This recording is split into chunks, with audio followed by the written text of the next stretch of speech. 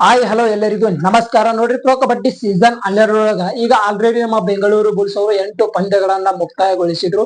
ಈಗ ಮುಂದಿನ ಪಂದ್ಯ ಅಂದ್ರೆ 9ನೇ ಪಂದ್ಯ ನಮ್ಮ ಬೆಂಗಳೂರು ಬುಲ್ಸ್ ತಂಡಕ್ಕ ಯಾವಾಗ ಐತಿ, ಯಾರ ವಿರುದ್ಧ ಐತಿ ಅನ್ನುವಂತ ಒಂದು ಸಂಪೂರ್ಣ ಮಾಹಿತಿಯನ್ನ ಈ ಒಂದು ವಿಡಿಯೋದೊಳಗೆ ತಿಳ್ಕೊಂಬರಮಂತ. ಅದಕ್ಕಿಂತ ಮೊದಲ ನೀವಿನ್ನು ನಮ್ಮ ಚಾನಲ್ ಗೆ ಸಬ್ಸ್ಕ್ರೈಬ್ ಮಾಡ್ಕೊಂಡಿಲ್ಲ ಅಂದ್ರೆ ಕೂಡಲೇ ಸಬ್ಸ್ಕ್ರೈಬ್ ಮಾಡ್ಕೊಳ್ಳಿ. ಹೆಚ್ಚಿನ ಒಂದು ಅಪ್ಡೇಟ್ಸ್ ಗಳನ್ನ ಈ ಒಂದು ಚಾನಲ್ ಮೂಲಕ ನಿಮ್ಗೆ ತಿಳಿಸೋದಕ್ಕೆ ಪ್ರಯತ್ನವನ್ನ ಮಾಡ್ತೀನಿ.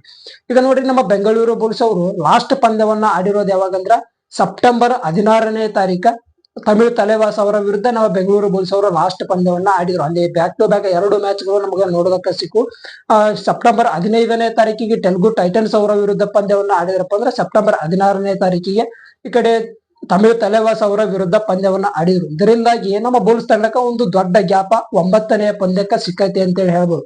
ಅಲ್ಲಿ ಬ್ಯಾಕ್ ಟು ಬ್ಯಾಕ್ ಪಂದ್ಯಗಳನ್ನ ಆಡಿರೋದ್ರಿಂದ ನಮ್ಮ ಬೆಂಗಳೂರು ಬುಲ್ಸ್ ಅವರು ಸದ್ಯದ ಮಟ್ಟಿಗೆ ಎಲ್ಲಾ ತಂಡಗಳಿಗಂತೂ ಹೈಯೆಸ್ಟ್ ಪಂದ್ಯಗಳನ್ನ ಆಡ್ಯಾರ. ಇದರಿಂದಾಗಿ ಉಳಿಕಿದಂತ ತಂಡಗಳು ಕೂಡ ನಮ್ಮಷ್ಟೇ ಪಂದ್ಯಗಳನ್ನ ಆಡೋವರೆಗೂ ನಮ್ಮ ಬುಲ್ಸ್ ತಂಡಕ್ಕೆ ಪಂದ್ಯ ಇರೋಂಗಿಲ್ಲ ಅಂತೇಳಿ ಹೇಳ್ಬೋದು.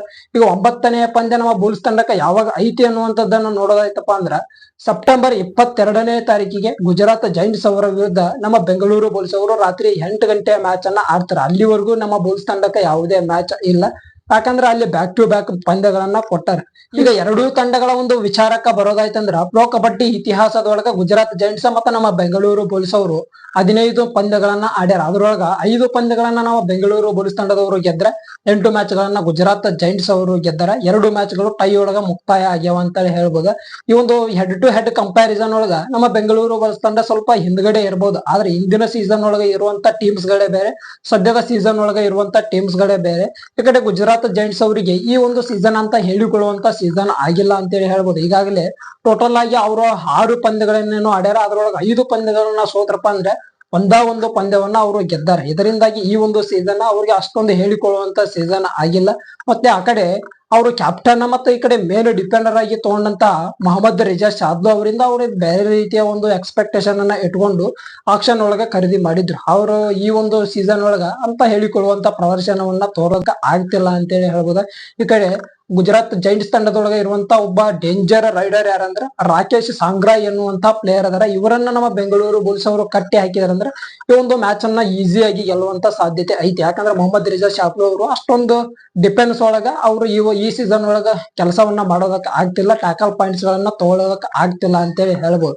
ಈಗ ನಮ್ಮ ಬೆಂಗಳೂರು ಬುಲ್ಸ್ ತಂಡದ ಒಂದು ವಿಚಾರಕ್ಕೆ ಬರೋದಾಯ್ತಂದ್ರ ನಮ್ಮ ತಂಡದ ಹೆಡ್ ಕೋಚ್ ಆಗಿರುವಂತ BC ರಮೇಶ್ ಅವರು ಸದ್ಯದ ಮಟ್ಟಿಗೆ ಯಾವ ಎಕ್ಸ್ಪೀರಿಯನ್ಸ್ ಮತ್ತೆ ಇನ್ಎಕ್ಸ್ಪೀರಿಯನ್ಸ್ ಅಂತ ಪ್ಲೇಯರ್ಸ್ ಗಳನ್ನ ಅಲ್ಲಿ ಡಿವೈಡ್ ಮಾಡಾಯ್ತಿಲ್ಲ. ಯಾವ ಪ್ಲೇಯರ್ ಕಡೆಯಿಂದ ಒಳ್ಳೆ ಪ್ರದರ್ಶನ ಬರ್ತೈತಿ ಅವರನ್ನ ಪ್ಲೇಯಿಂಗ್ 7 ಒಳಗ ತರ ಇರ್ತಾರೆ.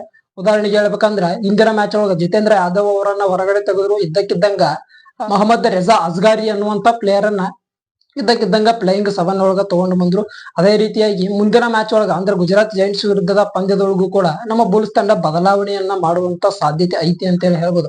ಯಾಕಂದ್ರ ನಮ್ಮ ತಂಡದ ಕವರ್ ಡಿಪೆಂಡರ್ ಆಗಿರುವಂತ ಸಂಜಯ್ ಧುಲ್ ಅವರಿಂದ ಇದುವರೆಗೂ ಕೂಡ ಅವರಿಂದ ಅಷ್ಟೊಂದು ಹೇಳಿಕೊಳ್ಳುವಂತ ಪ್ರದರ್ಶನವನ್ನ ಬರಾಯ್ತಿಲ್ಲ. ಇದರ ಬಗ್ಗೆ BC ರಮೇಶ್ ಅವರು ಕೂಡ ತಮಿಳ್ ತಲೆವಾಸ್ ವಿರುದ್ಧದ ಪಂದ್ಯ ಮುಗಿದ ಮ್ಯಾಗ ಒಂದು ಸ್ಟೇಟ್ಮೆಂಟ್ ಅಂತ ಕೊಟ್ರು. ಯೋಗೀಶ್ ದಹಿಯಾ ಮತ್ತ ಸಂಜಯ್ ಧುಲ್ ಇಬ್ಬರನ್ನು ಕೂಡ ನಾನು ಬೇರೆ ರೀತಿಯ ಒಂದು ಎಕ್ಸ್ಪೆಕ್ಟೇಷನ್ ಅನ್ನ ಇಟ್ಕೊಂಡು ಆಕ್ಷನ್ ಒಳಗ ಖರೀದಿ ಮಾಡಿದ್ದೆ. ಅವರಿಂದ ಅಂತ ಒಂದು ಹೇಳಿಕೊಳ್ಳುವಂತ ಪ್ರದರ್ಶನ ಬರಾಯ್ತಿಲ್ಲ ಅನ್ನುವಂತ ಒಂದು ಬೇಸರದ ಒಂದು ಹೇಳಿಕೆಯನ್ನ ಕೊಟ್ರು ಅಂತೇಳಿ ಹೇಳ್ಬೋದು. ಇದರಿಂದಾಗಿ ಕವರ್ ಡಿಫೆನ್ಸ್ ಒಳಗ ಸ್ವಲ್ಪ ಬದಲಾವಣೆಯನ್ನು ಮಾಡುವಂತ ಸಾಧ್ಯತೆ ಐತಿ. ಮತ್ತೆ ಉಳಿದಂತ ಒಂದು ತಂಡ ಏನಿತ್ತು ಅದ ಒಂದು ಪ್ಲೇಯಿಂಗ್ 7 ಬರುವಂತ ಸಾಧ್ಯತೆ ಐತಿ ಅಂತ ಹೇಳಿ ಹೇಳ್ಬೋದು. ಈ ಒಂದು ವಿಡಿಯೋ ಇಷ್ಟ ಆಗಿತ್ತಪ್ಪ ಅಂದ್ರೆ ಒಂದು ಲೈಕ್ ಮಾಡ್ರಿ. ಹೆಚ್ಚಿನ ಒಂದು ಅಪ್ಡೇಟ್ಸ್ ಗಳು ನಿಮ್ಗೆ ಬೇಕಂತಂದ್ರೆ ನಮ್ಮ ಚಾನಲ್ ಗೆ ಸಬ್ಸ್ಕ್ರೈಬ್ ಕೂಡ ಆಗಬಹುದು. ಈ ಒಂದು ಮ್ಯಾಚ್ ಒಳಗ ಗುಜರಾತ್ ಜೈಂಟ್ಸ್ ಮತ್ತೆ ನಮ್ಮ ಬೆಂಗಳೂರು ಬುಲ್ಸ್ ತಂಡ ಏನು ಆಡಾಯ್ತೈತಿ, ಈ ಒಂದು ಮ್ಯಾಚ್ ಒಳಗ ನಿಮ್ಮ ಪ್ರಕಾರ ಯಾವ ತಂಡ ಗೆಲುವನ್ನ ಸಾಧಿಸಬಹುದು ಅನ್ನುವಂಥದ್ದನ್ನ ಕಮೆಂಟ್ ಬಾಕ್ಸ್ ಒಳಗ ಕಮೆಂಟ್ ಮಾಡ್ರಿ. ಮತ್ತ ಮುಂದಿನ ವಿಡಿಯೋದೊಳಗ ಸಿಗುವಂತ ಅಲ್ಲಿವರೆಗೂ ನಮಸ್ಕಾರ.